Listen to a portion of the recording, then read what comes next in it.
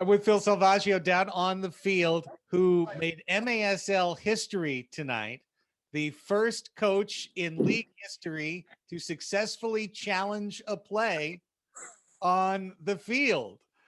You like it? There's a lot of things to talk about, but let's start there. The Sockers were in a bad spot. It was a pretty clear play in the box, and you only have one challenge. Tough call. Did you see it was all in the elbow? It was all about the throw.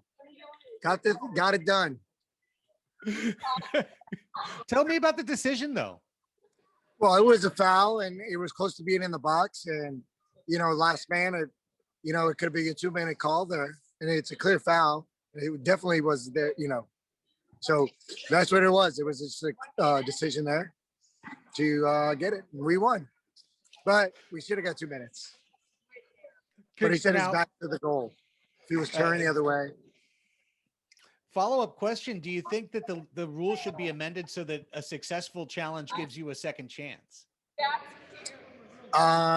Just happy to have it. How about that? It was actually very good to have that, because it does make a difference. I'm sure that you felt like your club was going to show their mettle one way or another when you were down 3-0 in this match. How pleased were you with the response? Very pleased, very pleased. Hopefully that's the start of something special. Kraig Chiles was back. That had to be a comfort. I think he got a couple points today, and Kraig is I only win when Kraig's playing, so it's easy. My record just shows that. Nonetheless, you have to be happy, because I know this club wanted some big time momentum out of this game. And while maybe it took 3 quarters to get there, you do finish on a roll of 6 goals. You set a season high for goals. I think a lot of the things you were looking for in the end, you accomplished. Yes. And, everybody wanted to play, and they wanted to win today. And that's the bottom line. And going into the playoffs, it's a good momentum, just like every other team that's in the playoffs right now are on winning streaks.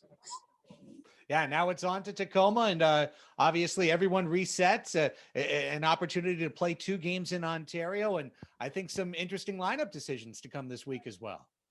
I know I was missing about 4 guys, 4 or 5 guys that are normal. I got some guys back. We had some injuries in the game that we had to pull out Ben early in the game, and hopefully everybody's healthy and ready to go for Friday.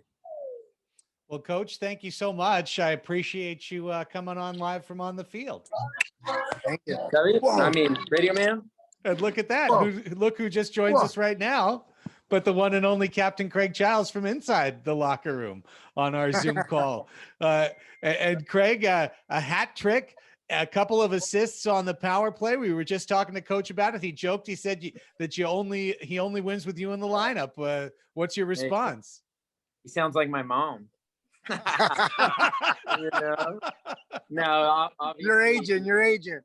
It was really nice to be back, and it's hard to be that patient, and it's a little bit fulfilling and rewarding to be patient and then find those opportunities and do what we have to do. So couldn't have worked out better, I don't think. Kraig, I thought the real key to that was to have those 2 power play goals, or 2, and the 2 assists. We'll look at the 3 goals. Obviously that's the first thing that I write, but it's those 2 assists to Leo that I thought were really a key. Yeah, obviously the power play is about intricate little details and executing in that final little moment. And it was nice. It was nice to get on the power play and immediately impact it, and gave me a little bit more confidence in the second one. And I think we went 2 for 3, or maybe a blue card was a free kick, and maybe it was 3 for 4. I don't really know how that plans out, but those are the kind of things that we're going to have to be sharper on going into playoffs. If we really want to make some noise and we're going to sit back and defend, then we're going to have to be sharp on power play and free kicks, and pick out and scratch any goals we can get where we can get them.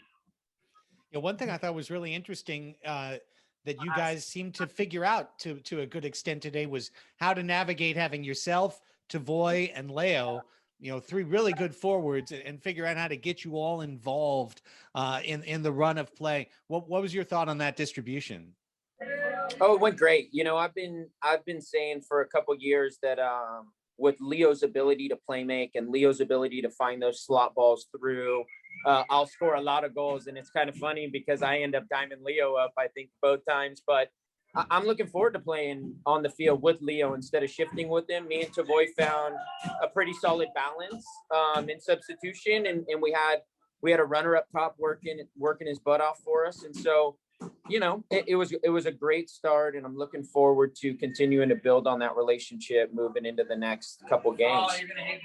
Now on the flip, the Sockers were down 3-0 and the Sockers were down 4-3. So, it's a very encouraging scoreline, but I feel like there's still some wood to chop. Yeah, for sure.